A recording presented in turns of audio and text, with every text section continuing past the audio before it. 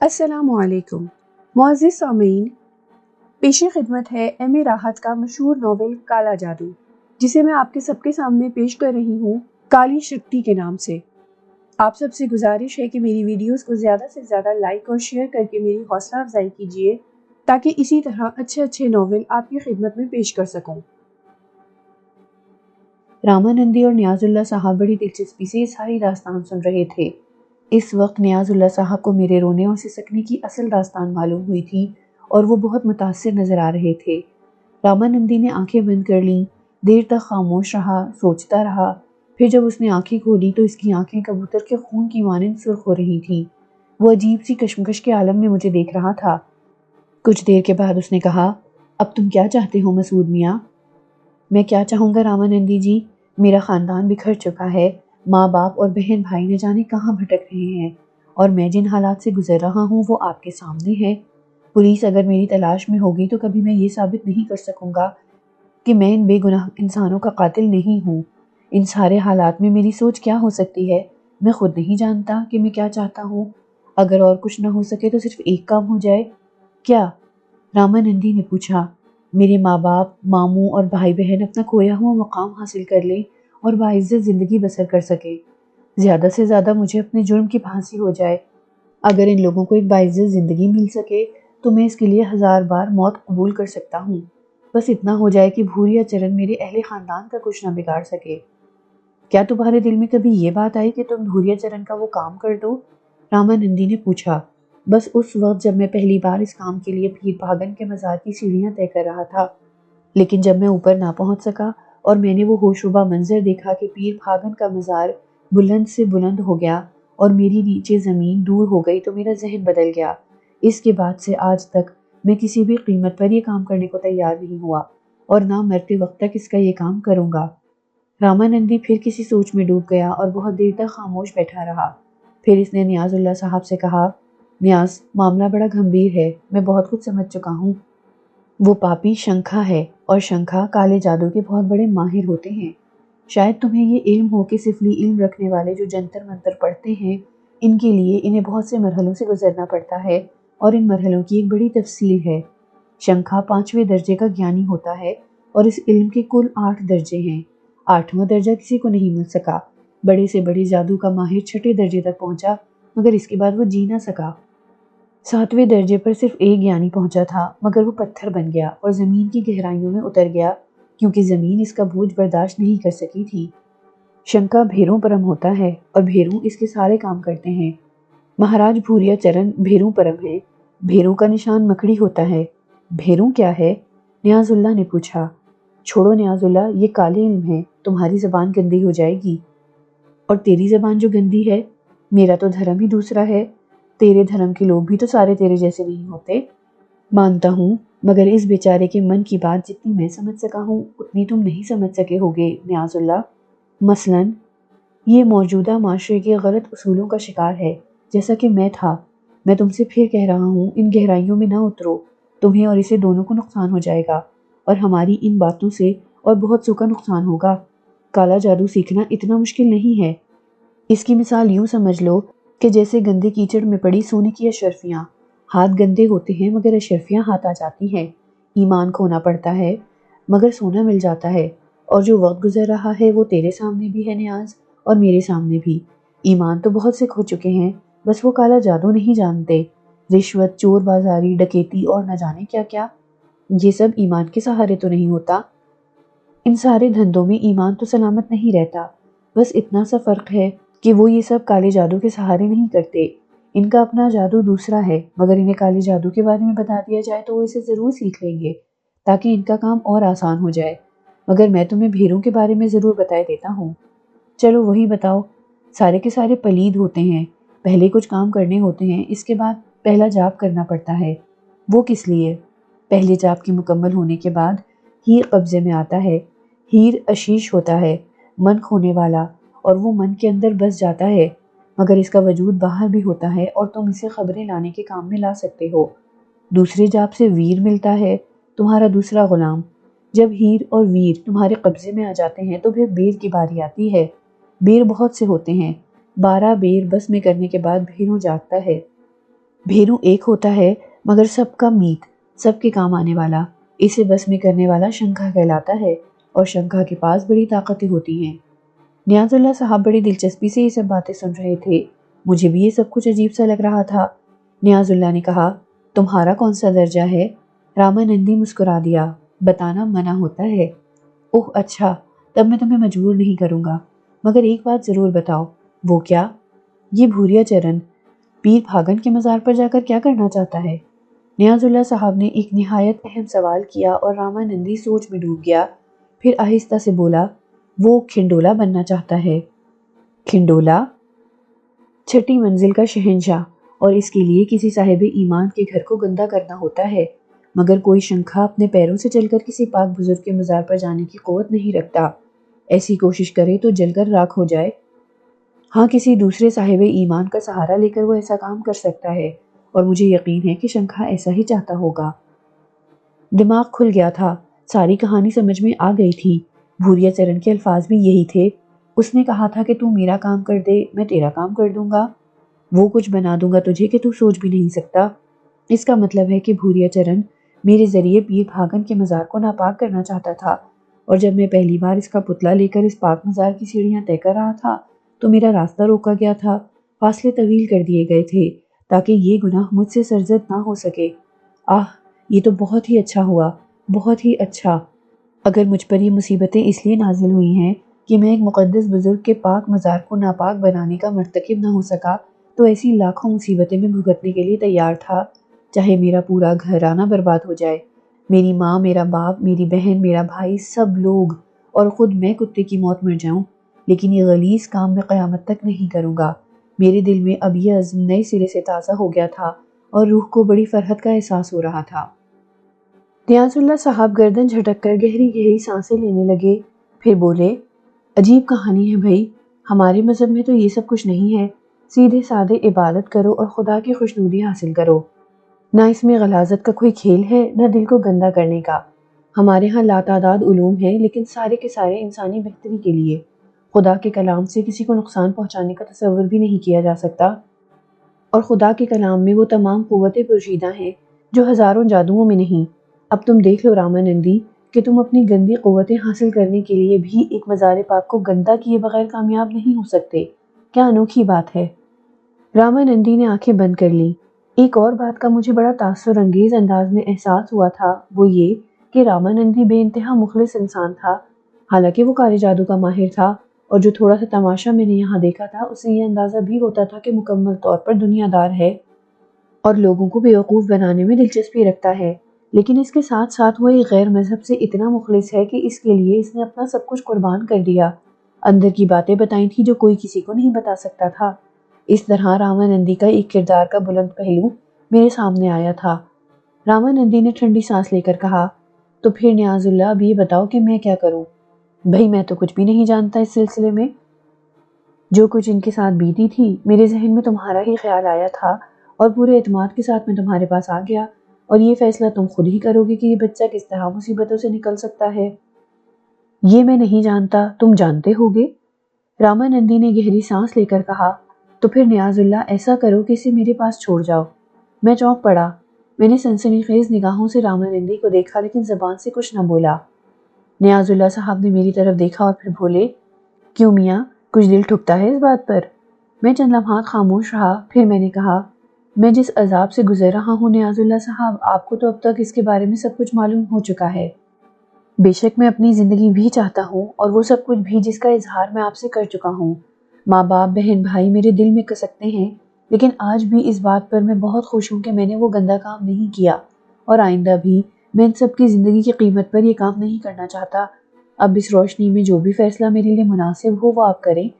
اگر آپ یہ سمجھتے ہیں کہ میرا ایمان قربان کر کے ہی میرے ماں باپ مجھے مل سکتے ہیں، تو میں آج ہی اپنے آپ کو موت کے حوالے کرنے کے لیے تیار ہوں، اور اگر مجھ پر سے یہ مصیبت کسی اور ذریعے سے ٹل سکتی ہے تو اس کے لیے کوشش کر لی جائے۔ آپ لوگوں کا احسان مند رہوں گا۔ تم میرے پاس کچھ روز رہو گے لڑکے، اور تمہیں میرے احکامات پر عمل کرنا ہوگا۔ اس سلسلے میں ایک بات واضح طور پر کہہ دینا چاہتا ہوں، میں نے سخت لہجے میں کہا۔ کیا؟ رامانندی نے سوال کیا۔ پہلی بار جب حکیم سعد اللہ کے پاس لے جایا گیا تھا تو انہوں نے بھی مجھے اپنے پاس رکنے کے لیے کہا تھا، اور پھر وہیں سے میری زندگی کا ایک بدنما دور شروع ہو گیا۔ حکیم سعد اللہ مجھ سے اس بارے میں تفصیلات معلوم کر رہے تھے اور میری آنکھوں کے سامنے منحوس بھوریا چرن ایک مکڑی کی شکل میں لہرا رہا تھا، اور پھر میرے ہی ہاتھوں حکیم سعد اللہ قتل ہو گئے۔ کہیں وہ کہانی پھر سے نہ شروع ہو جائے۔ ہو سکتی ہے، ضرور ہو سکتی ہے، مگر اب میں اس سے واقف ہوں، اس لیے ایسا نہیں ہوگا۔ اگر یہ بات ہے تو پھر مجھے اس کے پاس رکنے میں بھلا کیا اعتراض ہو سکتا ہے رامانندی جی؟ تو بس ٹھیک ہے نیاز، آپ آرام کریں اور 1-2 ہفتے کے لیے اسے بالکل بھول جائیں۔ جو کچھ بھی بن پڑے گا کروں گا اس کے لیے۔ نیاز اللہ صاحب کھڑے ہو گئے اور بولے، رامانندی، بڑا وقت لیا ہے میں نے تمہارا اور بہت کچھ مانگ لیا ہے تم سے، سوائے دعا کے میں اور کیا کر سکتا ہوں تمہارے لیے؟ میں تو ایک معمولی سا آدمی ہوں، خدا کا گنہگار بندہ۔ میری تو دعاؤں میں بھی یہ اثر نہیں کہ وہ کسی کے کام آ جائیں، لیکن اس کے باوجود اپنے خدا سے مایوس نہیں ہوں میں۔ اور مسعود میاں، بھروسہ رکھنا، تمہاری بہن اور میں تمہارے لیے دعائیں کرتے رہیں گے، اللہ تعالیٰ بہتری ہی کرے گا۔ اچھا تو رامانندی، پھر مجھے اجازت دو۔ ٹھیک ہے نیاز، کام بھی دیا تو نے ہمیں تو ایسا کہ پورے بھروسے کے ساتھ نہیں کر رہے، لیکن چنتا مت کرنا رامانندی نے ہوش سنبھالنے کے بعد تیری صورت دیکھی تھی، اور اگر مر بھی گیا تو تیری صورت آنکھوں میں ہوگی۔ چنتا مت کرنا اس کے لیے، جو کچھ بھی ہم سے بن پڑے گا کریں گے۔ مگر سنو، ایک بات کہے دیتے ہیں، کچھ پانے کے لیے کچھ کھونا بھی پڑتا ہے، اور جو کھو جائے اس کی ذمہ داری خود تم پر ہوگی۔ میں سمجھا نہیں رامانندی، نیاز اللہ صاحب نے کہا۔ میں سمجھا بھی نہیں سکتا تمہیں اس وقت، رامانندی نے کہا، اور نیاز اللہ اس کا چہرہ دیکھتے رہے، پھر بولے، اس کے باوجود میں جانتا ہوں کہ تو جو کچھ بھی کرے گا بہتر ہی کرے گا۔ رامانندی نے دونوں ہاتھ جوڑ دیے اور نیاز اللہ واپسی لے کر پلٹے۔ میں اور رامانندی نے باہر تک چھوڑنے آئے تھے۔ نیاز اللہ صاحب نے کہا، تم اطمینان سے یہاں رہو، میں اسی ٹانگے میں واپس چلا جاؤں گا، کل پھر آؤں گا۔ نہیں نیاز، جب تک میں تجھے یہاں نہ بلاؤں تو یہاں نہ آنا، یہ میری درخواست ہے تجھ سے، رامانندی نے کہا، اور نیاز اللہ چونک کر اسے دیکھنے لگے، پھر ٹھنڈی سانس لے کر بولے، ٹھیک ہے، میں تیرے کسی کام میں مداخلت نہیں کروں گا۔ اچھا تو پھر چلتا ہوں، مسعود میاں اجازت ہے؟ میں نے نیاز اللہ صاحب سے مصافحہ کیا اور اس کے بعد وہ چلے گئے۔ رامانندی نے میرے شانے پر ہاتھ رکھ کر مجھے اپنے ساتھ آنے کے لیے کہا۔ اس بار وہ کھنڈر میں واپس نہیں گیا تھا، بلکہ ٹہلنے کے سے انداز میں دوسری جانب چل پڑا تھا۔ کچھ دیر خاموش رہنے کے بعد اس نے کہا، مسعود ہے نا تمہارا نام؟ ہاں۔ دیکھو مسعود، میں ایک بات پورے خلوص سے کہنا چاہتا ہوں تم سے۔ جو واقعات اور حالات میرے علم میں آئے ہیں، ان سے میں نے ایک اندازہ لگایا ہے۔ میری حیثیت ایک حکیم کسی ہے جو مریض دیکھتا ہے، اس کے مرض کی تشخیص کرتا ہے اور اس کے لیے دوا تجویز کرتا ہے۔ تم صاحب ایمان ہو، بے شک مانتا ہوں، حالانکہ میرے اور تمہارے دھرم میں اختلاف ہے، میرا دھرم کچھ اور ہے، تمہارا دھرم کچھ اور، لیکن کیا تم اس بات کو تسلیم کرنے سے انکار کرو گے کہ بعض اوقات صحت کے لیے مریض کو کڑوی دوائیں بھی دینا پڑتی ہیں؟ ہاں بے شک۔ اس کے علاوہ ڈاکٹروں کی اقسام ہوتی ہیں، کوئی ایلوپیتھک ہوتا ہے، کوئی ہومیوپیتھک، اور کوئی جڑی بوٹیوں سے علاج کرتا ہے۔ ہر ایک کا اپنا انداز ہوتا ہے، میرا اپنا طریقہ علاج ہے، میں تو وہی کر سکتا ہوں۔ کیوں نہیں؟ مجھ پر اعتماد رکھنا، میرا تم سے کوئی ذاتی مفاد نہیں ہے، بس میں تمہاری صحت چاہتا ہوں۔ جو کچھ کروں گا اس کے لیے کروں گا۔ میں جانتا ہوں آج سنیچر وار ہے، تمہیں منگلوار تک انتظار کرنا ہوگا۔ منگل کی رات کو تمہیں بہت سی مشکلوں سے چھٹکارا مل جائے گا۔ اس دوران تم یہاں رہو، جہاں من چاہے گھومو پھرو، کچھ فاصلے پر باغ ہے، اس میں پھل لگے ہوئے ہیں، کھیت بھی ہیں، مکئی پک رہی ہے، بھٹے بھون کر کھا سکتے ہو۔ میں تمہیں اپنے ہاں کی کوئی چیز نہیں کھلاؤں گا تاکہ تمہیں اس سے کراہیت ہو۔ آپ بہت عظیم انسان ہیں رامانندی جی، میں نے متاثر ہو کر کہا، اور رامانندی مسکرا دیا۔ زندگی بہت تھوڑی سی ہوتی ہے مسعود میاں، انسان اچھی طرح جانتا ہے کہ کچھ بھی کر لے، کچھ بھی پا لے، مگر اسے مرنا ہوگا۔ جیون بھر کی محنت سے جو کچھ حاصل کیا ہے چھوڑنا ہوگا، مگر اس کی فطرت میں طلب ہے، سب کچھ جان کر بھی وہ سب کچھ پانا چاہتا ہے، ورنہ تو سنسار کے سارے کام رک جائیں۔ مگر روح کی طلب بھی ایک چیز ہوتی ہے، جو کچھ وہ کرتا ہے روح کے لیے کرتا ہے، اور روح کی آسودگی کے لیے محبت بھی بہت بڑی چیز ہے۔ نیاز اللہ اور میں ایک دوسرے سے محبت کرتے ہیں، ہماری یہ محبت ہمیشہ بڑھی ہے۔ میں اس کی ایک ایک جنبش کا احترام کرتا ہوں، اس سے پیار کرتا ہوں، یہ ایک مثالی دوستی ہے۔ ہاں تم کہہ سکتے ہو، تو سمجھ گئے نا میری بات۔ اور ایک بات میں تمہیں اور بتا دوں میاں، ڈرنا نہیں، بھوریا چرن جو کچھ بھی ہے، میرے حلقے میں وہ تمہیں کوئی نقصان نہیں پہنچا سکتا۔ ہمارے بیچ معاہدے ہوتے ہیں، ہم ایک دوسرے سے نہیں لڑتے، ورنہ نقصان دونوں کو ہو جاتا ہے۔ ہمارے بیر آپس میں ایک دوسرے کے خلاف کچھ نہیں کرتے اور سارا کھیل بیروں کا ہوتا ہے۔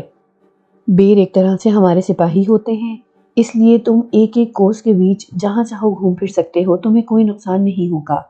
ٹھیک ہے رامانندی جی، اس کے علاوہ رات کو جب بھی آرام کرو اسی کھنڈر میں کسی چھت کے نیچے آرام کرنا، باہر کبھی مت سونا، بہتر ہے۔ منگل کو ملوں گا، اگر کوئی ایسی بات جو مجھ سے کرنا ضروری ہو تو کسی آدمی سے کہہ دینا، وہ تمہیں میرے پاس پہنچا دے گا۔ یہاں ضرورت مند آتے رہتے ہیں، ان سے زیادہ مت گھلنا ملنا، اور رات کو کسی جاب کرنے والے کے پاس مت جانا، وہ لوگ جو جوہر کے کنارے بیٹھے ہوتے ہیں۔ میں خیال رکھوں گا۔ بس اب میں جاؤں؟ رامانندی نے پوچھا۔ جی، میں نے کہا، اور رامانندی اندر کھنڈر میں چلا گیا۔ میں نے ادھر ادھر دیکھا اور ایک پتھر پر جا بیٹھا۔ دل و دماغ پر ایک سلسی رکھی محسوس ہو رہی تھی۔ جو کچھ ہوا تھا اس کے بارے میں کچھ سوچنا نہیں چاہتا تھا، لیکن دل و دماغ اپنے بس میں کہاں ہوتے ہیں، اور یہ بس ہے کیا چیز سمجھنا مشکل ہے۔ کچھ نہ کچھ آ ہی گھستا ہے دماغ میں، اور اس کا راستہ کون روکے؟ چنانچہ چشم تصور سے نیاز اللہ صاحب کو تانگے میں واپس جاتے ہوئے دیکھا۔ دل نے دعا کی کہ خدا خیر کرے۔ رامانندی تو مضبوط ہے، مگر نیاز اللہ بھی بھوریا چرن کی کہانی سے واقف ہو گئے ہیں، کہیں وہ کتا انہیں نقصان نہ پہنچائے۔ مگر کیا کر سکتا تھا؟ کچھ بھی تو نہیں کر سکتا تھا۔ سارا دن وہیں گزار دیا، تانگے آ کر رکتے تھے اور اس سے مرد عورتیں بچے اترتے، رامانندی کے آدمیوں سے ملتے، پھر نہ جانے کیا ہوتا، وہ واپس چلے جاتے۔ مجھے بھوک لگی اور میں باغوں کی تلاش میں نکل گیا۔ اس کے لیے مجھے زیادہ دور نہیں جانا پڑا، کوئی 100 گز دور ہی چلا تھا کہ باغ نظر آ گیا۔ سامنے ہی ناشپاتیاں لگی ہوئی تھیں، بس شکم سیری کی بات تھی، چنانچہ اس پر گزارا کر لیا۔ احساس ہوا تھا کہ باغ کے مالک کی اجازت کے بغیر ایسا کر رہا ہوں، لیکن کون سے اقدار نبھائے جا رہے تھے جو اس سے بچتا؟ زندگی زخم تو بن گئی تھی، اور یہ زخم ہمیشہ بیکل رکھے رہتے تھے۔ رات کو رامانندی کی ہدایت کے مطابق کھنڈر کے ایک کمرے میں جا گھسا اور زمین پر لیٹ کر سو گیا۔ دوسرا دن، دوسری رات، پھر تیسرا دن، رامانندی ایک بار بھی نظر نہیں آیا تھا، البتہ اس کے چیلے چاٹوں سے دوستی ہو گئی تھی۔ میں رات میں کبھی باہر نہیں نکلا تھا، ہاں اپنی مخصوص آرام گاہ میں کبھی کبھی راتوں کو میں نے بڑی بھیانک آوازیں سنی تھی۔ تیسرا دن بھی تمام ہوا۔ اگلے دن منگل تھا، اس وقت شام کی کوئی 7 بجے تھے۔ ناشپاتیوں کا ڈنر لے کر پلٹ رہا تھا اور کھنڈرات کے آس پاس لوگ نظر آ رہے تھے۔ سامنے وہی رنگین کپڑوں میں لپٹی ایک عورت اپنے بچے کو کندھے سے لگائے میرے آگے آگے جا رہی تھی۔ اس نے میرے قدموں کی چاپ سنی تو رک گئی، اور جب میں اس کے قریب سے گزرا تو اس نے مجھے آواز دی، مہاراج سنیے، مہاراج۔ میں رک گیا، اسے دیکھا، پچکے ہوئے گال، دھسی ہوئی آنکھیں، پیلا چہرہ، چہرے پر عجیب سی ویرانی۔ اس کے کندھے سے جو بچہ لگا سو رہا تھا وہ بالکل سوکھا ہوا تھا، میری انگلیوں کے برابر اس کی پنڈلیاں بھی تھیں، باقی بدن بھی ایسا ہی تھا، سر بالوں سے صاف اور جسم کی نسبت بہت بڑا نظر آ رہا تھا۔ کیا بات ہے؟ میں نے پوچھا۔ اسے میری گود سے اتار دو، اس نے بچے کی طرف اشارہ کر کے کہا۔ کیوں؟ اترتا ہی نہیں ہے، میں اسے لیے لیے تھک گئی ہوں۔ کوئی اور نہیں ہے تمہارے ساتھ؟ کوئی نہیں ہے، اسے تھوڑی دیر کے لیے لے لو، میں تھک گئی ہوں۔ 1 سال ہو گیا، پورا 1 سال، یہ میری گود سے نہیں اترتا۔ میں چونک پڑا، عجیب سے الفاظ تھے، وہ مجھے دیکھ رہی تھی۔ تم یہاں کیا کر رہی ہو؟ کیا یہ بچہ بیمار ہے؟ سوکھے کی بیماری ہے اسے، مگر تم اسے لے لو نا۔ وہ آگے بڑھ کر میرے پاس پہنچ گئی۔ میں کشمکش کا شکار تھا، کیا کروں کیا نہ کروں۔ اسی وقت بچے نے ماں کے شانے سے سر اٹھایا، پتلی گردن گھمائی اور اس کا چہرہ میرے سامنے آ گیا۔ اس نے مجھے دیکھ کر ایک آنکھ دبائی اور اس کے ہونٹ سے سیٹی کی آواز نکلی۔ سیٹی بجا کر وہ شرارت سے مسکرایا، مگر وہ چہرہ کسی بچے کا نہ تھا، وہ ایک معمر آدمی کا چہرہ تھا، اور وہ معمر آدمی بھوریا چرن کے علاوہ کوئی نہ تھا۔ بھوریا چرن، جس کا بدن ایک بیمار متبوک بچے کا بدن تھا، مگر چہرہ مکمل۔ میرے پورے بدن پر کپکپی طاری ہو گئی، رونگٹے کھڑے ہو گئے۔ انسان ہی تھا، خوف تو فطرت کا ایک حصہ ہوتا ہے۔ لاکھ سب کچھ جانتا تھا اور کافی حد تک ناقابل یقین مناظر کا عادی ہو گیا تھا، لیکن آپ خود تصور کریں، آبادیوں سے دور ایک ویران اور سنسان علاقہ جہاں چاروں طرف ہولناک سناٹا پھیلا ہوا ہو، وہ کھنڈر بھی یہاں سے خاصا دور، جہاں کیسے ہی صحیح کم از کم انسانی شکل کے لوگ نظر آ جاتے تھے۔ سامنے ہی ایک پراسرار عورت، جس کے انوکھے الفاظ کی یہ بچہ 1 سال سے میری گود سے نہیں اترا، اور پھر سوکھے کیکڑے جیسے ہاتھ پاؤں والا ایک بچہ جس کا سر بھوریا چرن کا تھا، مجھے دیکھ رہا ہو، چہرے پر خباثت اور شیطانی مسکراہٹ، پھر اس کی آواز اور اس کا انداز دہشت سے برا حال نہ ہو جاتا تو کیا ہوتا؟ بالآخر بھوریا چرن کسی نہ کسی طرح میرے سامنے پہنچ ہی گیا اور رامانندی کا عمل پورا نہیں ہوا تھا۔ سارے دن گزر گئے تھے، بس ایک دن باقی رہ گیا تھا۔ اگلا دن منگل تھا اور رامانندی نے کہا تھا کہ منگل گزر جائے تو میں ان مصیبتوں سے آزاد ہو جاؤں گا۔ میں نہیں جانتا تھا کہ رامانندی کیا کرنے والا ہے، لیکن ان دنوں تو تنکے کا سہارا بھی میرے لیے بڑی حیثیت رکھتا تھا۔ بھوریا چرن نے ایک بار پھر سیٹی بجائی اور عورت سے بولا، چل اتار دے مجھے اپنی گود سے۔ عورت نے اس طرح اسے جھٹک کر پھینک دیا جیسے کسی بہت بڑی مصیبت سے چھٹکارا ملا ہو۔ بھوریا چرن زمین پر گر کر گھٹنوں اور ہاتھوں کے بل اس طرح کھڑا ہو گیا جیسے چھوٹے بچے اپنے پیروں سے چلنا نہیں جانتے، کھڑے ہو جاتے ہیں۔ لیکن اس کا بھیانک چہرہ مسلسل مجھے مسکراتی نظروں سے دیکھ رہا تھا۔ پھر اس نے کہا، کہو میاں جی کیسے ہو؟ ارے ہم سے بچ کر سنسار کے کون سے کونے خدرے میں بھاگو گے؟ جہاں جاؤ گے ہمیں پاؤ گے۔ تم نے تو نہ بلایا، مگر دیکھو ہم تمہاری کتنی خبر رکھتے ہیں۔ دفتن ہی میرے وجود میں چنگاریاں سی بھر گئیں۔ دہشت تو پہلے ہی دل و دماغ میں منجمد تھی۔ ہاتھ پاؤں البتہ چند لمحات کے لیے ساکت ہو گئے تھے، لیکن اچانک ہی مجھے ہوش آ گیا اور دوسرے لمحے میں نے ایک لمبی چھلانگ لگائی اور اس طرح دوڑنے لگا کہ شاید کوئی گھوڑا بھی اس وقت میرا مقابلہ نہ کر سکتا تھا۔ میں نے پلٹ کر بھی نہیں دیکھا تھا، لیکن میرے کان عجیب سی سرسراہٹیں سن رہے تھے اور مجھے اندازہ ہو رہا تھا کہ بھوریا چرن اسی طرح گھٹنوں اور ہاتھوں کے بل دوڑتا ہوا میرے پیچھے آ رہا ہے۔ حالانکہ میں اپنی اس رفتار کو ناقابل یقین کہہ سکتا ہوں، لیکن پھر چند ہی لمحات گزرے کہ بھوریا چرن ننھے سے بچے کی شکل میں دوڑتا ہوا مجھ سے آگے نکل گیا۔ کچھ دور جانے کے بعد اس نے دونوں ہاتھ پاؤں زمین پر پھیلائے اور پھر میں نے دیکھا کہ اس کے سارے بدن میں پاؤں ہی پاؤں نکل آئے۔ وہ مکڑی کی شکل اختیار کرتا جا رہا تھا۔ ان پیروں پر لمبے لمبے بال اگائے تھے، بس اوپری بدن بھوریا چرن کا تھا اور اس مکڑی کا سائز بلا شبہ کوئی 2.5 فٹ کے دائرے میں تھا۔ بھوریا چرن کی خونخوار آنکھیں اب بھی مجھے دیکھ رہی تھیں۔ میں نے رخ تبدیل کیا تو وہ پھر میرے سامنے دوڑنے لگا، لیکن اب وہ اپنے سارے ہاتھ پیروں سے دوڑ رہا تھا۔ میرے ہوش و حواس گم تھے، سمجھ میں نہیں آ رہا تھا کہ آگے کیا ہوگا، لیکن کسی نہ کسی طرح میں ان کھنڈرات تک پہنچ جانا چاہتا تھا اور بالآخر کئی بار اسے چکما دے کر میں کھنڈرات کے نزدیک پہنچ گیا، جہاں مدھم مدھم روشنیاں نظر آ رہی تھیں۔ رامانندی کا علاقہ آ گیا تھا۔ وہ چوہڑ جس کے کنارے لوگ بیٹھے جاپ کیا کرتے تھے قریب آ گیا تھا اور دفعتاً ہی میں نے جوہر سے کچھ فاصلے پر رامانندی کو کھڑے ہوئے دیکھا۔ وہ اپنے مخصوص انداز میں ساکت کھڑا ہوا تھا۔ پھر میں نے پلٹ کر دیکھا تو بھوریا چرن مکڑی کے روپ میں میرے قریب آتا جا رہا تھا اور چند ہی لمحات کے بعد وہ میرے بالکل قریب پہنچ گیا۔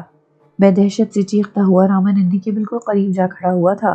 رامانندی نے میرا بازو پکڑ لیا اور بھوریا چرن کو دیکھنے لگا۔ بھوریا چرن بھی آن کے آن میں ہمارے قریب پہنچ گیا۔ اس نے مجھ سے نگاہیں اٹھا کر رامانندی کو دیکھا اور اس کے بعد اچانک سر اٹھا کر سیدھا کھڑا ہو گیا۔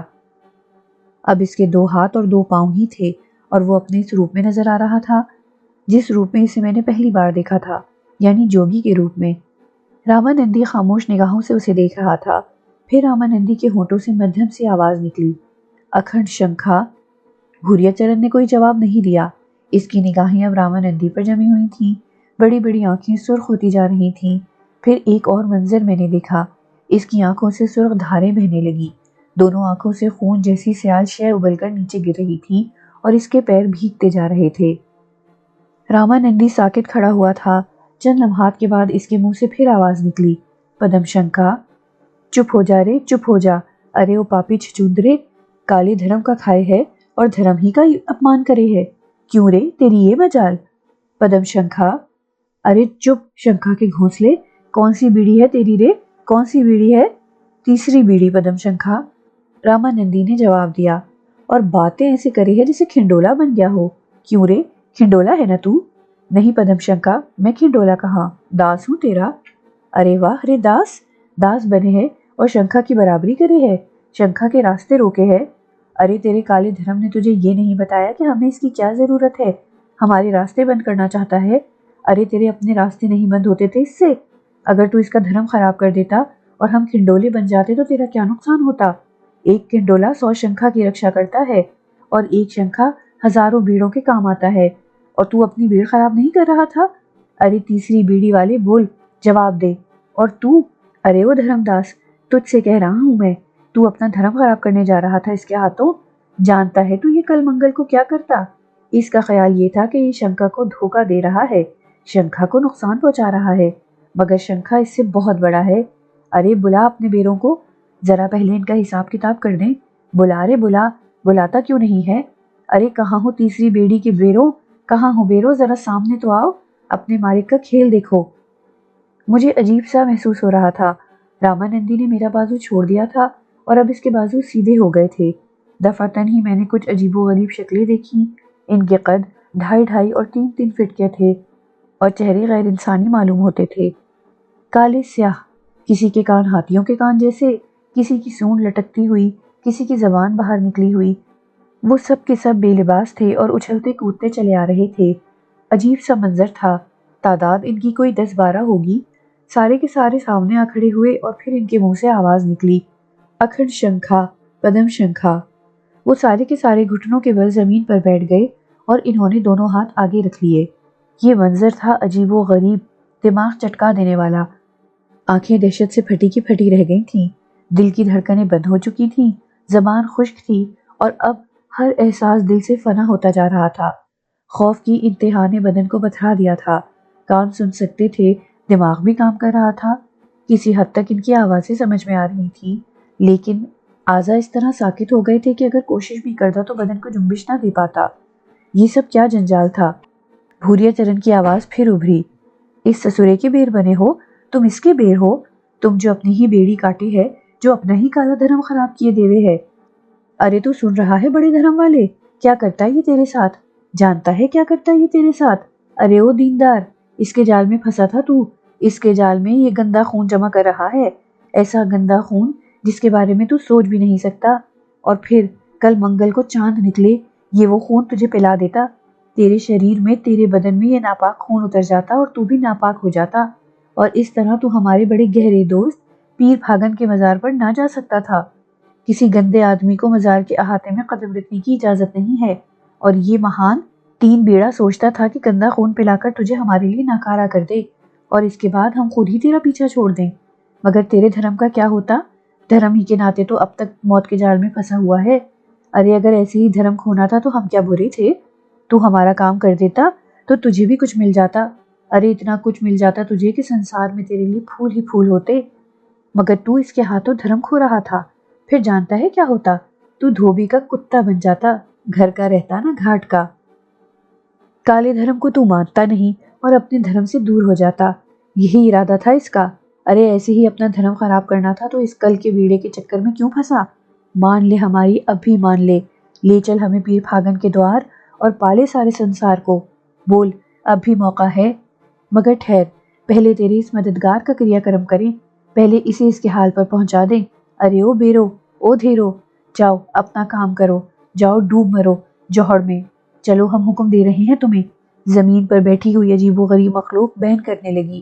وہ رو رہے تھے، پیٹ رہے تھے، اپنا سر دھن رہے تھے، بال نوچ رہے تھے اور رامانندی کو خونخوار نگاہوں سے دیکھ رہے تھے۔ رامانندی اب بھی خاموش اور ساکت کھڑا تھا۔ پھر خوب رو پیٹنے کے بعد وہ سارے کے سارے اٹھے اور اس کے بعد انہوں نے ایک ایک کر کے اس کالے کیچڑ کے جوہر میں چھلانگیں لگا دی۔ ایسا لگتا تھا جیسے وہ خودکشی کر رہے ہوں۔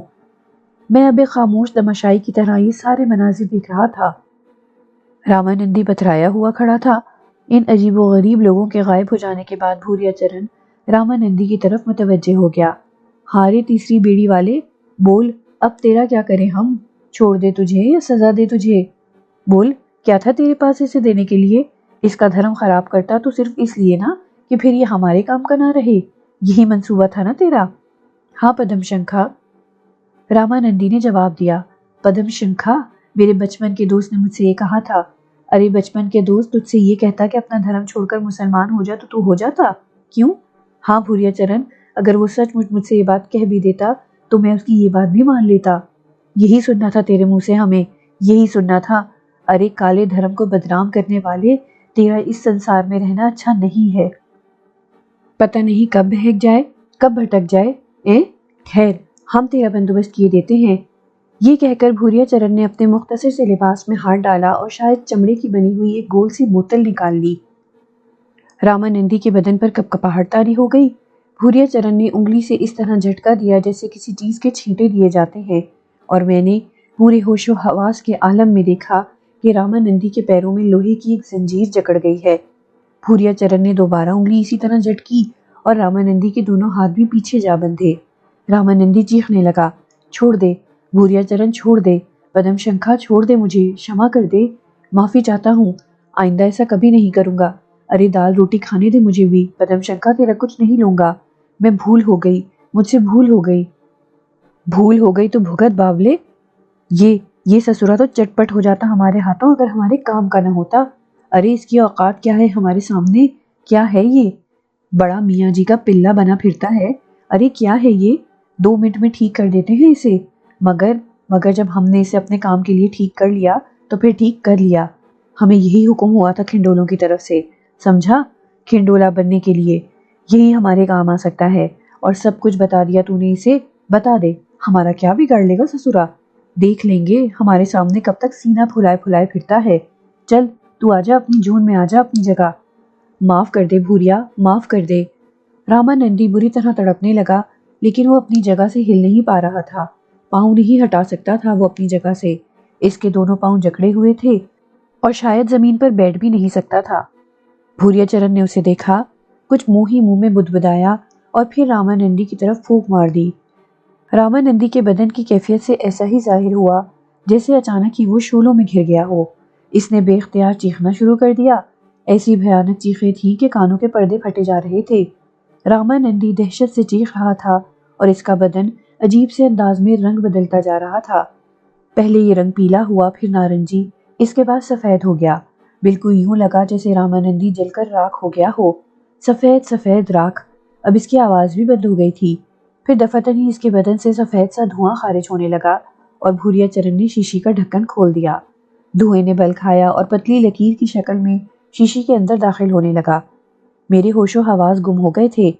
आंखें ये मंजर देख रही थीं और मेरे वजूद में कोई जुम्बिश नहीं थी। ये सब कुछ एक अनोखे ख्वाब की मानिंद था। सारा धुआं सिमटकर शीशी में भर गया तो भूरिया चरण ने शीशी में डांट लगाई और इसके बाद पूरी कुव्वत से शीशी जौहड़ में उछाल दी। कोई आवाज नहीं हुई थी। वो जो जौहड़ के किनारे बैठे जाप कर रहे थे न जाने कब उठकर भाग गए थे। गालिबन इन खौफनाक चेहरों और इन खौफनाक आवाजों ने इनके जाप से चौंका दिया था और वो सब कुछ छोड़कर भाग निकले थे। कोई भी यहाँ नहीं था सिवाय भूरिया चरण के, जो मेरे सामने खड़ा मुस्कुराती निगाहों से मुझे देख रहा था। देख लिया अपने मददगार का अंजाम, अब बोल तू क्या चाहता है, हाँ बोल, अब क्या कहेगा तू। मैंने कुछ कहने के लिए होंठ हिलाए, लेकिन आवाज हलक से बाहर नहीं आ सकी थी। मैं फटी फटी निगाहों से भूरिया चरण को देखता रहा। रामानंदी का ये अंजाम मेरे लिए बड़ा ही दर्दनाक था। वो जो कोई भी था, काले जादू का माहिर था, एक गलीज हिंदू, लेकिन मेरे लिए इंसानियत के तमाम दरवाजे खोल दिए थे उसने। वो जो कुछ भी करना चाहता था मैं नहीं जानता था।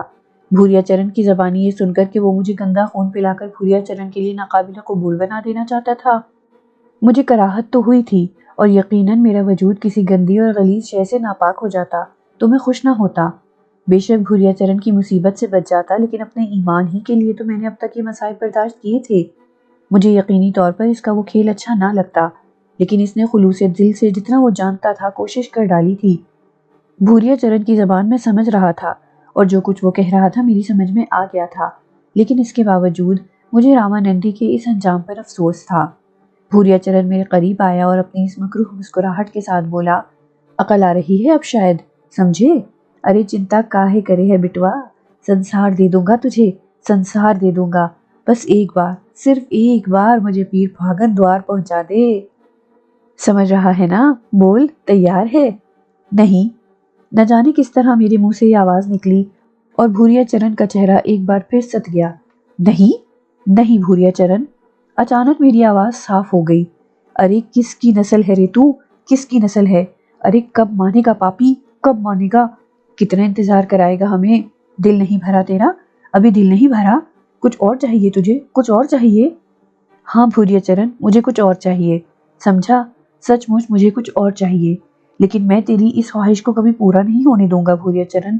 तू देखना, आजमा लेना अपने आप को, मौत दे सकता है तू मुझे। ये काम तेरे लिए बहुत आसान है, मैं ये बात जानता हूँ, लेकिन मेरे इरादे को नहीं बदल सकता। कोशिश कर भूरिया चरण, कोशिश कर। भूरिया चरण अचानक ही जमीन पर बैठ गया और बुरी तरह उछल कूद करने लगा।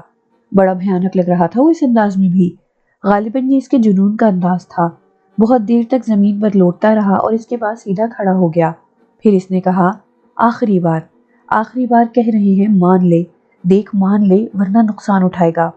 لعنت ہے تیری صورت پر بھوریا چرن، لعنت ہے تیری صورت پر، تو مجھے کیا مجبور رکھ سکے گا؟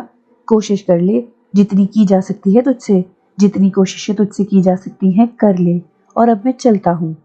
ہلنا مت اپنی جگہ سے، کہہ دیا ہم نے، ہلنا مت۔ وہ بولا اور دفعتاً ہی میرے پاؤں اپنی جگہ ساکت ہو گئے۔ بھوریا چرن کی قوتیں میرے اوپر کارگر ہو رہی تھیں، لیکن اس کا بس میرے دل و دماغ پر نہیں چل سکتا تھا، میرے ارادوں کو وہ نہیں بدل سکتا تھا۔ یہ میری مرضی پر ہی منحصر تھا کہ میں اس کی بات مانوں یا نہ مانوں۔ بھوریا چرن ایک بار پھر زمین پر بیٹھ گیا۔ اس نے دونوں گھٹنوں میں اپنا سر دے لیا، دیر تک بیٹھا رہا، اور اس کے بعد اچانک ہی اس کے ہاتھ پاؤں بڑھنا شروع ہو گئے۔ وہ ایک بار پھر مکڑی کی شکل اختیار کر لیا۔ اس کا چہرہ اور جسم جوں کا توں تھا، بس مکڑی کی طرح اس کے بدن میں ہاتھ پاؤں اگاتے تھے۔ اس وقت بھی وہ ایک کالی مکڑی کی شکل اختیار کر گیا تھا اور خونی نگاہوں سے مجھے دیکھ رہا تھا۔ پھر وہ مکڑی آہستہ آہستہ آگے بڑھی۔ میرے پاؤں تو پہلے ہی اپنی جگہ ساکت ہو گئے تھے، جیسے اس نے مجھے بھی کسی اندیکھی زنجیر میں جکڑ لیا ہو۔ وہ میرے بالکل قریب پہنچ گیا اور پھر اس نے اپنے آگے کے دو پاؤں میرے بدن پر رکھے۔ پورے بدن میں جھرجھری آ گئی تھی، لیکن کمبخت اعضاء ساکت ہو گئے تھے۔ اس نے مجھے اپنے جادو کے جال میں جکڑ لیا تھا۔ اس کے پاؤں کچھ اور آگے بڑھے، میری رانوں تک پہنچ گئے۔ وہ آہستہ آہستہ میرے بدن پر چڑھ رہا تھا اور میرے پورے وجود میں سرد لہریں دوڑ رہی تھیں، لیکن نہ ہاتھ اس قابل تھے کہ میں اسے اپنے آپ سے دور کر سکوں، اور نہ پاؤں ساتھ دے رہے تھے۔ بس میں گردن جھٹک رہا تھا اور پسینے سے تر ہو گیا تھا۔ وہ آہستہ آہستہ میرے چہرے کے بالکل قریب پہنچ گیا اور پھر اس نے اچانک اپنا منہ میری گردن کے قریب کر دیا۔ اس کے بعد اس نے اپنے باریک نوکیلے دانت میری گردن میں پیوست کر دیے۔ مجھے شدید تکلیف کا احساس ہوا، بدن میں سوئیاں سی چبھی، لیکن میں اسے اس کے عمل سے نہ روک سکا۔ نہ جانے کیا کر رہا تھا وہ کمبخت۔ چند لمحات وہ اسی طرح میری گردن سے چمٹا رہا اور پھر نیچے اتر گیا۔ گردن میں ٹیسیں اٹھ رہی تھیں، مگر میں ہاتھ اٹھا کر گردن مسل بھی نہیں سکتا تھا۔ بھوریا چرن نے پھر روپ بدل لیا اور سیدھا کھڑا ہو گیا۔ بہت کچھ جان لیا ہے تو نے ہمارے بارے میں لڑکے، ہمارا کچھ نہ بگڑے گا، ضد کیے جا، نقصان اٹھائے جا۔ ہم پھر تجھ سے یہ کہہ کر جا رہے ہیں کہ جب بھی ہمارا کام کرنے کا من کر ہمیں آواز دے لینا۔ تجھ سے دور ہی کتنے ہوتے ہیں ہم، آ جائیں گے اور کھلی چھوٹ دے رہے ہیں تجھے، جو من چاہے ہمارے خلاف کچھ نہ کر پائے گا۔ یہ ہم تجھ سے کہے دے رہے ہیں، ٹھیک ہے؟ جا دیکھ سنسار کو، کیسا ہے یہ، بڑا اچھا لگے گا تجھے، ہم پھر ملیں گے تجھے جب ضرورت ہوگی۔ بھوریا چرن نے کہا اور رخ تبدیل کر کے وہاں سے آگے بڑھ گیا۔ جیسے ہی اس نے رخ تبدیل کیا، مجھے یوں محسوس ہوا جیسے میرا بدن پھر سے متحرک ہو گیا ہو، اور پہلا کام میں نے یہی کیا کہ اپنی گردن کے اس حصے کو ملنے لگا جس میں شدید سوزش ہو رہی تھی۔ نہ جانے اس کتے نے کیا کر دیا تھا، گردن کے اس حصے کو چھونے سے ہی ٹیسیں اٹھنے لگتی تھیں۔ کچھ ذہن میں آتا جا رہا تھا، بیچارہ رامانندی ختم ہو گیا میری وجہ سے، اور پتہ نہیں نیاز اللہ صاحب کا کیا ہوا، خدا نخواستہ کہیں وہ بھی اس کالے جادو کے ماہر کا عطاب کا شکار نہ ہو جائیں۔ بڑا غم ہوگا مجھے اگر ایسا ہو گیا تو۔ اپنی مصیبت میں تو گرفتار تھا ہی، نیاز اللہ صاحب کا خدشہ اور دل میں بیدار ہو گیا۔ میں نے ادھر ادھر نگاہیں دوڑائیں، یہاں رکنا تو اب بے مقصد ہی تھا۔ جوہر میں جا کر اس شیشے کو تلاش تو نہیں کر سکتا تھا۔ یہ ساری باتیں میری سمجھ سے باہر تھی۔ بس وقت نے نہ جانے کیا کیا بے تکی چیزیں سمجھائی تھیں جنہیں میں نے کبھی خواب میں بھی نہیں سوچا تھا۔ کھنڈرات سے واپس چل پڑا، دل میں نیاز اللہ صاحب کا خیال بھی تھا اور اپنی تکلیف بھی بے چین کیے دے رہی تھی۔ چلتا رہا، بس بے دھیانی کا سا عالم تھا۔ حالانکہ کافی فاصلہ طے کر کے تانگے میں بیٹھ کر نیاز اللہ صاحب یہاں آئے تھے، لیکن میں چلا جا رہا تھا۔ نیاز اللہ صاحب کی خیریت مل جائے، بس اس کے بعد ان کی طرف رخ نہیں کروں گا۔ میری نحوستیں کسی بھی اس شخص کو نہیں چھوڑ سکیں گی جس کے دل میں میرے لیے محبت کا تھوڑا سا بھی جذبہ ابھرے گا، اور جو میری کہانی سے واقف ہو جائے گا۔ خدا کرے نیاز اللہ صاحب خیریت سے رہے، خدا کرے اس بدبخت سادھو کے دل میں ان کا خیال نہ آئے۔ بس یہی دعا میرے دل میں تھی۔ نہ جانے یہ سفر کب تک جاری رہا، وقت کا بھی کوئی اندازہ نہیں ہو پا رہا تھا۔ نیم دیوانگی کسی کیفیت تاری تھی، بار بار گردن پر ہاتھ پہنچ جاتا، اندازہ بھی نہیں ہو پا رہا تھا کہ گردن پر کیسا زخم ہے، ٹٹولنے سے کوئی احساس نہیں ہوتا تھا۔ نہ جانے کتنا سفر طے ہو گیا، پھر مجھے روشنیاں نظر آئیں، مدھم مدھم روشنیاں آبادی کا نشان دے رہی تھیں۔ میں شاید شہر کی حدود میں داخل ہو گیا تھا۔ شہر میں داخل ہوا، لیکن یہ سب کچھ تو اجنبی لگ رہا تھا۔ یہ وہ جگہ تو نہیں تھی، میرا مطلب ہے وہ آبادی تو نہیں تھی۔ جہاں نیاز اللہ صاحب رہتے تھے۔ راستہ بھٹک کر کسی اور ہی سمت نکل آیا تھا۔ اتنے دن میں تھوڑا بہت اندازہ ان علاقوں کے بارے میں لگا چکا تھا۔ یقینی طور پر یہ نیاز اللہ صاحب کی بستی نہیں تھی۔ دل چاہا کہ پھوٹ پھوٹ کر رو پڑوں۔ صبح ہونے میں شاید تھوڑی ہی دیر رہ گئی تھی۔ ایک درخت نظر آیا، اس کے نیچے جا بیٹھا، اور پھر در حقیقت آنکھوں سے آنسو بہنے لگے اور ہچکیاں بند گئیں۔ میں دیر تک دل کی بھڑاس نکالتا رہا، پھر بھوک لگ رہی تھی، چاروں طرف نظر دوڑا رہا تھا۔ ویسے بھی رامانندی کے قیام کے دوران کھانے پینے کو کچھ نہیں ملا تھا، بس درختوں کے پھلوں وغیرہ پر اپنا گزارا کرتا رہا تھا۔ اس وقت بھوک کچھ زیادہ ہی محسوس ہونے لگی تھی۔ آنسو خشک کیے گردن کی تکلیف کم ہونے کا نام نہیں لیتی تھی۔ اپنی جگہ سے ہٹا اور کافی دور چلنے کے بعد مجھے ایک جگہ روشنی سی نظر آئی۔ یہ کوئی چھوٹا سا جھونپڑا ہوٹل تھا، جہاں شاید نہاری پکائی گئی تھی اور تندور پر روٹیاں لگ رہی تھیں۔ ان تمام چیزوں کو دیکھتے ہی بھوک نے کچھ ایسی شدت اختیار کی کہ میرے قدم اس کی جانب بڑھ گئے۔ چند افراد کاموں میں مصروف تھے، غالباً صبح ہی صبح تمام تیاریاں کر لی گئی تھیں۔ گاہکوں کے آنے میں ابھی دیر تھی۔ پیسے نام کی کوئی چیز میرے پاس موجود نہیں تھی، لیکن دل مچل رہا تھا، وہ کرنے پر آمادہ ہو گیا جو کبھی نہیں کیا تھا۔ میں ان لوگوں کے پاس پہنچ گیا۔ کھانا کھانا چاہتا ہوں، میں نے کہا۔ تیار ہے بابو، بہت صبح گھر سے نکل آئے؟ کھڑے پر بیٹھے ہوئے بھاری بھرکم شخص نے کہا۔ مسافر ہوں بھائی، میں نے جواب دیا۔ بیٹھو، اندر بیٹھ جاؤ۔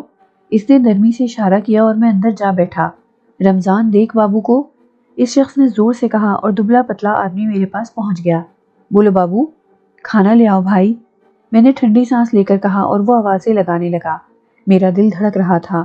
پیٹ کا دوزخ تو بھر جائے گا، مگر اس کے بعد جو بے عزتی ہوگی، اس کا احساس تھا۔ ان لوگوں کی نرمی کیا رخ اختیار کر جائے۔ کبھی ایسا نہیں کیا تھا۔ دل رو رہا تھا، مگر یہ لمحے بھی میری تقدیر میں لکھے تھے۔ پھولی ہوئی خمیری روٹیاں اور سرخ تار والی نہاری کیا لذت دے رہی تھی، بیان نہیں کر سکتا۔ کاش کچھ پاس ہوتا، وہی دے کر ان لوگوں کو مطمئن کر سکتا۔ کھانا لیا، 2 روٹیاں ختم ہو گئی پیٹ میں، پتہ ہی نہیں چلا۔ میں نے اسے اور کھانا لانے کے لیے کہا۔ 6 پلیٹ سالن اور 12 روٹیوں تک تو کام چل گیا، حالانکہ میرے ہر بار کے آرڈر پر کھانا لانے والے کے چہرے پر حیرت پھیل جاتی تھی، اور جب میں نے 7ویں پلیٹ مانگی تو وہ کسی قدر خوفزدہ ہو گیا۔ اس نے مجھے خوفزدہ نظروں سے دیکھا اور بولا، یہ سب کہاں جا رہا ہے بابو؟ میں چونک پڑا۔ دیکھنے میں تو معمولی لگتے ہو، کوئی پہلوان ہو کیا؟ اور کھانا لا سکتے ہو؟ ہمیں کیا، دیکھا جاؤ پوری۔ وہ آگے بڑھ گیا، البتہ اس نے دیکھ پر بیٹھے ہوئے آدمی سے کچھ کہا تھا اور وہ بھی چونک کر مجھے دیکھنے لگا تھا۔ دونوں میں کچھ باتیں ہوئیں۔ اس بار وہ 6 روٹیاں اور سالن لے آیا۔ اس کے احساس دلانے سے میں بھی چونکا تھا، اور یہ مجھے اندازہ ہوا تھا کہ میں کتنا کھا چکا ہوں، مگر پیٹ یوں لگتا تھا جیسے کچھ نہ کھایا ہو۔ یہ نئی افتاد بھی، ایسا کیوں ہو رہا ہے؟ لاکھ کئی دن کے بعد گوشت چکھا تھا، مگر 12 روٹیاں؟ مجھے تعداد یاد تھی، مگر ہاتھ نہ رکے۔ میں ان روٹیوں کو بھی چٹ کر گیا۔ اب کیا کروں؟ میں نے کھانا لانے والے کی تلاش میں نظریں دوڑائیں، مگر وہ کہیں کھسک گیا تھا۔ سامنے پانی کا بھرا ہوا جگ رکھا تھا، گلاس میں پانی انڈیل کر پیا اور پھر پانی پیتا چلا گیا۔ چند گلاس میں ہی جگ خالی ہو گیا تھا۔ نہاری کی دیگ کے پیچھے بیٹھے ہوئے شخص نے دیکھ لیا تھا اور اس کا دم خشک لگ رہا تھا۔ میں اپنی جگہ سے اٹھا اور جیسے ہی بینچ کے پیچھے سے نکلا، وہ شخص بھی جلدی سے تھڑے سے نیچے اتر آیا۔ اور پانی مل سکے گا بھائی؟ ہو ہے۔ اس نے ٹنکی کی طرف اشارہ کیا اور میں وہاں پہنچ گیا۔ گلاس پر گلاس پیے جا رہا تھا، مگر نہ بھوک مٹی تھی نہ پیاس۔ جھلا کر گلاس رکھ دیا اور پھر آخری مرحلے سے نمٹنے کے لیے تیار ہو گیا، مگر ایک عجیب چیز دیکھنے کو ملی۔ تھڑے پر بیٹھا ہوا شخص غائب تھا۔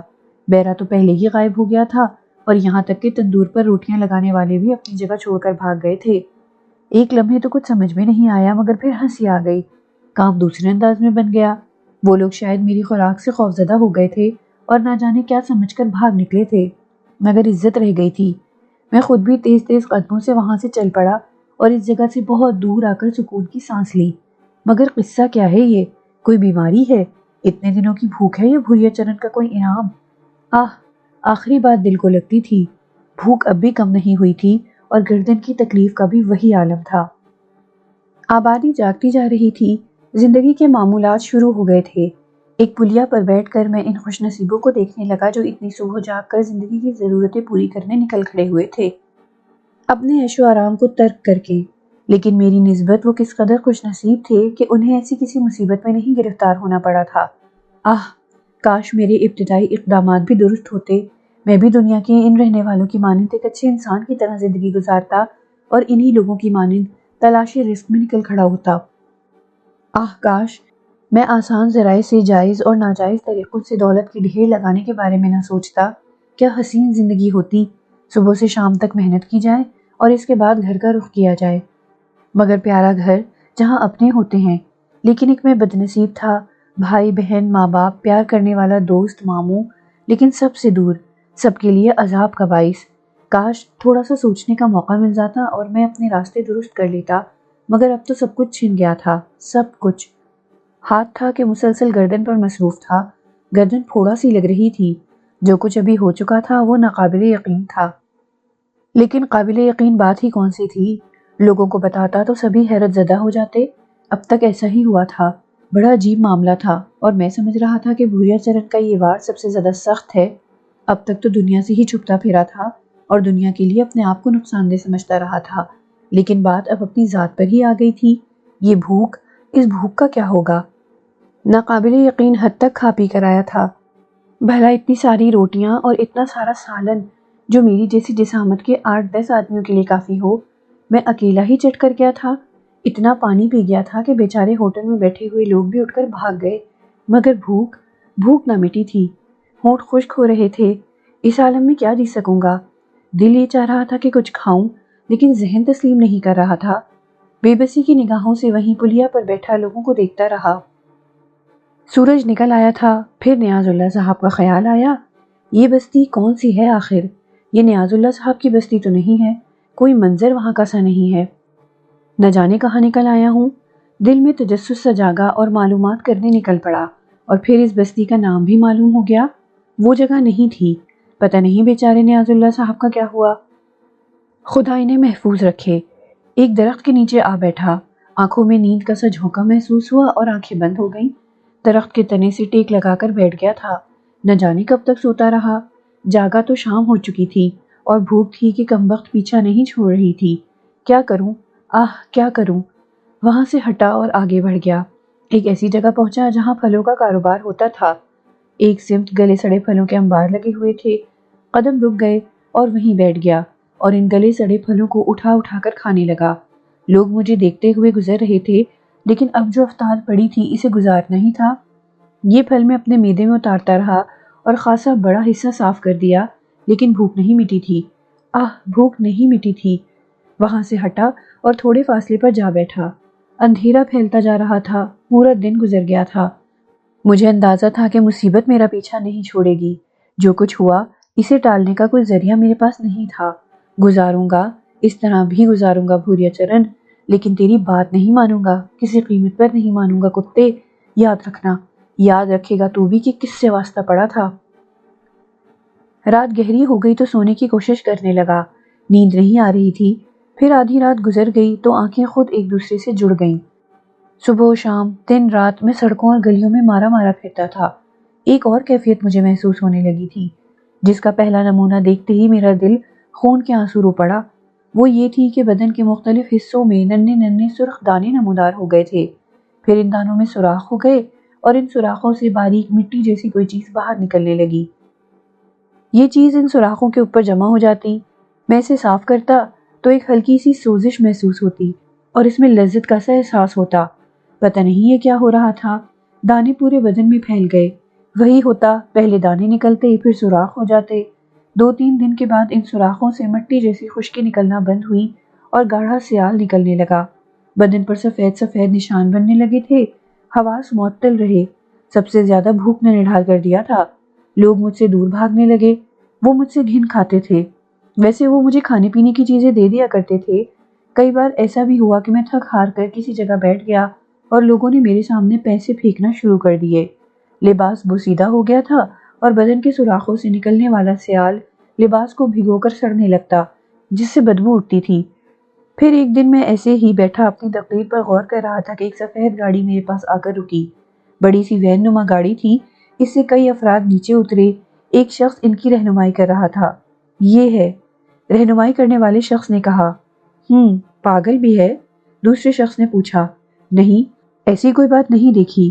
دوسرا آدمی 2 اور آدمیوں کو اشارہ کر کے میرے قریب آ گیا۔ اٹھو، اس نے کہا۔ جی، میں حیرت سے بولا۔ تمہیں ہمارے ساتھ چلنا ہے، مگر کہاں؟ اسپتال۔ تمہیں علم نہیں ہے کہ تم کوڑھی ہو؟ کوڑھی؟ میری آواز رند گئی۔ میں نے کوڑھ کا صرف نام سنا تھا، یہ علم تھا مجھے کہ یہ بہت خطرناک مرض ہے، مگر اپنے بارے میں خیال مجھے کبھی نہیں آیا تھا۔ اپنے جسم کی اس کیفیت سے یہ تصور میرے ذہن میں کبھی نہیں ابھرا تھا۔ میری آنکھیں بھیگ گئیں، حلق میں ایک گولا سا پھنسا۔ گھبرانے کی بات نہیں، تمہارا علاج ہوگا، تم ٹھیک ہو جاؤ گے، مگر تمہارا اس طرح سڑکوں پر پڑا رہنا اچھا نہیں ہے۔ یہ یہاں کی میونسپلٹی کے رکن ہیں، انہوں نے ہمیں تمہارے بارے میں اطلاع دی اور ہم تمہیں لینے آ گئے۔ آؤ ہمارے ساتھ چلو۔ میں خاموشی سے اٹھ کر گاڑی میں جا بیٹھا اور گاڑی چل پڑی۔ دل رو رہا تھا، یہ بھی ہونا تھا، ٹھیک ہے ہو جائے، اس کے بعد کیا ہوگا؟ گاڑی کا سفر بہت طویل تھا۔ اس کا اختتام ایک شاندار عمارت پر ہوا تھا۔ مجھے اتار کر ایک کمرے میں پہنچا دیا گیا۔ میں کرسی پر بیٹھ گیا، بڑی صاف ستھری جگہ تھی۔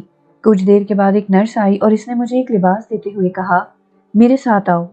میں خاموشی سے اس کے پیچھے چل پڑا۔ ایک دروازے کے قریب رک کر اس نے کہا، یہ غسل خانہ ہے، اندر ایک بڑا ڈبہ رکھا ہے جس پر ڈھکن ہے، اپنا یہ لباس اتار کر اس ڈبے میں ڈال دینا اور غسل کر کے یہ لباس پہن لینا بہتر ہے، میں نے آہستہ سے کہا اور غسل خانے میں داخل ہو گیا۔ نرس کی ہدایت پر عمل کر کے میں دوسرے لباس میں باہر آیا تو نرس میرا انتظار کر رہی تھی۔ وہ مجھے ساتھ لے کر ایک اور بڑے کمرے میں داخل ہو گئی اور اس نے مجھے یہاں ایک جگہ بٹھا لیا۔ 2 عورتیں اور 3 مرد یہاں بیٹھے ہوئے تھے، یہ بھی میری طرح کوڑھی تھے۔ کافی دیر انتظار کرنا پڑا، پھر میری طلبی ہو گئی۔ اندر کئی ڈاکٹر بیٹھے ہوئے تھے۔ مجھے ایک کرسی پر بیٹھنے کا اشارہ کیا گیا اور پھر ان میں سے ایک نے کہا، کیا نام ہے تمہارا؟ مسعود احمد۔ باپ کا نام؟ محفوظ احمد۔ تمہارے اہل خاندان کہاں ہیں؟ مجھے نہیں معلوم۔ کیوں؟ میں طویل عرصے سے ان سے بچھڑا ہوا ہوں۔ خاندان میں والدین میں کوئی اور اس مرض کا شکار تھا؟ خدا نہ کرے یہ بدنصیبی صرف میرے حصے میں آئی ہے۔ انہوں نے اس مرض کی ابتدا پوچھی، مزید کیفیات پوچھی تو میں نے بھوک کے بارے میں بتایا۔ یہاں تم پیٹ بھر کر کھانا، ایک ہمدرد ڈاکٹر نے کہا اور پھر مجھے اس اسپتال میں داخل کر لیا گیا۔ جنرل وارڈ تھا، بہت سے مریض تھے، بھیانک چہرے، جزام کا شکار، انہیں دیکھ کر خوف آتا تھا، مگر تقدیر میں یہ بھی لکھا ہوا تھا۔ میرے بہت سے ٹیسٹ ہوئے، ان کی رپورٹیں موصول ہوئیں تو ڈاکٹروں کو حیرت ہوئی، کیونکہ ان کے خیال کے مطابق میرے خون میں کوڑھ کے جراثیم نہیں تھے۔ مجھے ڈاکٹروں کے بورڈ کے سامنے ان تمام رپورٹوں کے ساتھ پیش کیا گیا اور ڈاکٹروں نے انٹرویو لیا، مگر میں اس پناہ گاہ کو چھوڑنا نہیں چاہتا تھا۔ یہاں کچھ سکون تھا۔ میں نے انہیں بھوریا چرن کے بارے میں کچھ نہیں بتایا، مگر مجھے جنرل وارڈ سے اسپیشل وارڈ میں منتقل کر دیا گیا۔ میرا انوکھا مرض ڈاکٹروں کو دلچسپ لگا تھا اور وہ اس پر تحقیق کرنا چاہتے تھے۔ مجھے بھوک کی تکلیف کے سوا اور کوئی تکلیف نہیں تھی۔ اسپیشل وارڈ میں میرے ساتھ 3 مریض تھے، جن میں ایک معمر شخص تھا جو کافی تعلیم یافتہ اور نمازی آدمی تھا، نام سلیم بیگ تھا، اور دوسرا شہزادہ تھا جس کی عمر 30 سال کے قریب تھی، تیسرا فرید شاہ تھا۔ سلیم 5 وقت کا نمازی، خوش اخلاق آدمی تھا اور اس سے میری زیادہ دوستی ہو گئی تھی، لیکن میں نے اسے بھی اپنے بارے میں کچھ نہیں بتایا تھا۔ ڈاکٹروں نے پہلا تجربہ میری بھوک پر کیا اور انہوں نے مجھے کھانے کے انبار کے سامنے بٹھا دیا۔ مجھے کھانے کی کھلی چھٹی تھی۔ میں نے کھانا شروع کر دیا اور ڈاکٹروں کو چکر آ گئے۔ بہت دیر کے بعد انہوں نے مجھے کھانے سے روکا۔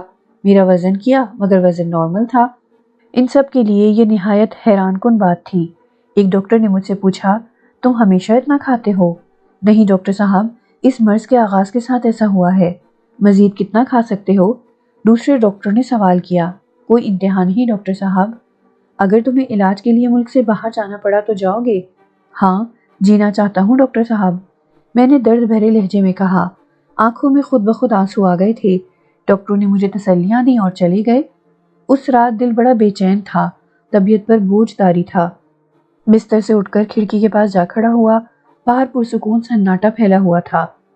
دور بلندی پر کچھ روشنیاں جگمگا رہی تھیں۔ میں ان روشنیوں کو دیکھتا رہا۔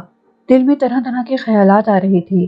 اس کائنات میں لوگ بڑے بڑے جرم کر لیتے ہیں، بعض تو آرام سے زندگی بسر کر جاتے ہیں۔ کیا میں اس دنیا میں سب سے بڑا مجرم ہوں؟ کیا اللہ کے حضور میری توبہ کے دروازے بند ہو چکے ہیں؟ کیا میری توبہ کبھی قبول نہ ہوگی؟ دل بہت دکھ رہا تھا، آنکھوں میں حیرت ابھر آئی تھی۔ اچانک دل دہل کر رہ گیا۔ کسی نے عقب سے میرے شانے پر ہاتھ رکھ دیا تھا۔ کوئی آواز نہیں سنائی دی تھی۔ پھر یہ ہاتھ کس کا ہے؟ گھوم کر دیکھتے ہوئے خوف محسوس ہو رہا تھا۔ بدن پر کپکپی طاری تھی، اب تو اعصاب بھی کمزور ہو گئے تھے۔ کون ہے یہ؟ کون ہے؟ کیا بھوریا چرن؟ کیسے ہو بیٹے؟ عقب سے آنے والی آواز نرم اور شفیق تھی۔ میں اس آواز کو پہچاننے کی کوشش کرنے لگا، پھر مجھے اپنے اس خوف پر شرمندگی ہوئی۔ آواز تو سلیم بیگ کی تھی۔ میرے خوف سے کپکپاتے بدن کو دیکھ کر سلیم بیگ سمجھا کہ میں رو رہا ہوں۔ میں نے گہری سانس لے کر رخ بدل لیا۔ نہیں سلیم چچا، ایسا ہی لگا تھا، رات تو بہت گزر گئی، نیند نہیں آئی؟ ہاں، طبیعت کچھ بے چین ہے۔ ایک بات کہوں بیٹے؟ جی چچا۔ نماز پڑھا کرو، ساری بے چینی دور ہو جائے گی۔ اللہ نے اپنی مخلوق کو خود سے قریب آنے کے لیے بہت سے راستے کھولے ہیں، اور ان میں سب سے افضل نماز ہے، جس میں تم اس کے حضور ہوتے ہو۔ تمہارا تصور اس کی حمد و ثنا میں ہوتا ہے، اور جب خیال اس ذات باری کی طرف ہو تو کوئی اور خیال بے چین نہیں کرتا۔ نماز شروع کر کے دیکھو بیٹے، ایک تجربہ کر لو، تمہیں فائدے کا خود اندازہ ہو جائے گا۔ دل کو ایک عجیب سا دھکا لگا تھا، سب کچھ کرتا رہا تھا، نہ جانے یہ کیوں نہ کیا تھا۔ نماز آتی ہے؟ بھول گیا ہوں چچا، کوئی مشکل ہی نہیں، تھوڑی دیر میں یاد کرا دوں گا۔ ہمارے کپڑے، بدن کا کوڑ، کپڑے تو خون اور پیپ سے گندے ہو جاتے ہیں، یہ مجبوری ہے، بیماری بھی خالق کا تحفہ ہے، دل کی طہارت ضروری ہے، غلاظت تو ہمارے سارے وجود میں بھری ہے، روح سے بدن آری ہو جائے تو اس غلاظت کا تعفن دیکھو، ناقابل برداشت ہوتا ہے۔ بس روح طاہر ہے، اس کی طہارت افضل ہے، دل سے ضرور پاک رہو، وہ مجبوریاں معاف کر دیتا ہے۔ آؤ پھر بے چینی کے یہ لمحات اس کی یاد میں گزار دیں، دیکھو بے چینی کیسی بھاگتی ہے۔ فجر کی نماز دونوں ساتھ پڑھیں گے۔ میں کھڑکی کے پاس سے ہٹ آیا اور سلیم بیگ مجھے طریقہ نماز سکھانے لگے۔ آنکھوں سے آنسو بہنے لگے، بہت کچھ یاد آ رہا تھا، بڑے عجیب سے احساسات ہو رہے تھے۔ ہم کس طرح وقت کے دھارے پر بہہ جاتے ہیں۔ بچپن تھا، محمود بھی چھوٹا تھا، عید آتی تھی، امی دونوں بھائیوں کو تیار کرتی تھیں، ماموں ریاض انگلیاں پکڑے ہوتے تھے، ہم نماز پڑھنے جاتے تھے، ابو نماز کی تلقین کرتے تھے، چھوٹے تھے تو خوف سے نماز پڑھتے تھے، بڑے ہوئے تو سرکشی شروع کر دی، جمعے کے دن غائب ہوئے، رفتہ رفتہ ابو نے کہنا چھوڑ دیا۔ سلیم بیگ صاحب آیات الہی دہراتے رہے اور میرا ذہن بھٹکتا رہا۔ اب سو جاؤ، فجر کے وقت جگا دوں گا، جگا دوں نا؟ جی، میں نے کہا اور لیٹ گیا۔ سلیم بیگ صاحب بھی لیٹ گئے، نہ جانے کب نیند آئی تھی، پتہ نہیں سویا بھی تھا یا نہیں۔ سلیم بیگ صاحب نے جھنجھوڑا تو فوراً آواز دی، ہاں چچا جاگ رہا ہوں، کیا بات ہے؟ بھول گئے؟ فجر کی اذان ہو رہی ہے، اٹھ جاؤ بیٹے، نماز نیند سے افضل ہے۔ جی چچا، میں نے کہا اور اٹھ گیا، نماز پڑھی اور پھر سلیم بیگ سے باتیں کرتا رہا۔ 2 دن گزر گئے، کوئی تکلیف نہیں تھی، مگر بھوک کی تکلیف سے نڈھال رہتا تھا۔ حالانکہ مجھے ایک وقت میں کم از کم 6 افراد کی خوراک دی جاتی تھی، کھاتے ہوئے شرمندگی ہوتی تھی، مگر دل نہیں بھرتا تھا۔ تیسری دوپہر کچھ نئے ڈاکٹر آئے اور مجھے خصوصی طور پر ان کے سامنے پیش کیا گیا۔ میری ساری رپورٹیں ان کے سامنے تھیں۔ ہم تمہیں جرمنی بھیجنا چاہتے ہیں، تمہاری تفصیل وہاں بھجوائی جا چکی ہے، اور وہاں کے ڈاکٹر تم پر تجربات کرنا چاہتے ہیں۔ یہ تجربات تمہاری موت پر بھی ختم ہو سکتے ہیں۔ تم کہتے ہو تم لاوارث ہو، اس لیے کسی اور سے تو تمہارے بارے میں بات نہیں کی جا سکتی۔ تم بتاؤ، تم تیار ہو؟ جی، میں ہکا بکا سے رہ گیا۔ تم سے اس بارے میں پوچھا گیا تھا اور تم نے آمادگی کا اظہار کیا تھا۔ پرانے ڈاکٹروں سے میں کسی ایک نے کہا، جی ہاں مجھے یاد ہے، مجھے کب جانا ہوگا؟ کچھ دن لگ جائیں گے، حکومت تمہاری روانگی کے انتظامات کرے گی، تمہاری موت کی تو محض ایک بات کہی گئی ہے، زیادہ امکانات تمہارے درست ہو جانے کے ہیں۔ تمہارے کوڑ کے مرض کا تو یہاں علاج ہو رہا ہے، اصل مسئلہ تمہاری اس بھوک کا ہے، اور جرمنی کے ڈاکٹر اسی سے دلچسپی رکھتے ہیں۔ شاید وہ تمہارے معدے کا آپریشن کرے، اس کا نتیجہ کچھ بھی ہو سکتا ہے۔ اگر تم آمادہ ہو تو اس فارم پر دستخط کر دو۔ انہوں نے ایک فارم میرے سامنے کر دیا۔ میں سوچنا چاہتا ہوں ڈاکٹر صاحب۔ کیسی باتیں کرتے ہو، ہم نے تمہارے لیے بڑی کوشش کی ہے، ڈاکٹر نے ناخوشگوار لہجے میں کہا۔ اگر میں آپ کو اس بھوک کی کہانی سنا دوں ڈاکٹر صاحب تو آپ اسے محض ایک دلچسپ افسانہ کہیں گے، اس پر کبھی یقین نہیں کریں گے۔ میرا علاج جرمنی میں نہیں ہے، بلکہ اسی ملک میں ہے۔ مقراط بننے کی کوشش نہ کرو، ہمیں کسی کہانی سے کوئی دلچسپی نہیں ہے، جانا چاہتے ہو تو اس فارم پر دستخط کر دو۔ سوچنا چاہتا ہوں ڈاکٹر صاحب، اور یہ ضروری ہے، ہم اسے مجبور نہیں کر سکتے، یہ اس کی مرضی پر منحصر ہے، اسے سوچنے کا موقع ضرور دو۔ نئے آنے والے ڈاکٹروں میں سے ایک نے کہا، اور مجھے واپس میرے کمرے میں بھجوا دیا گیا۔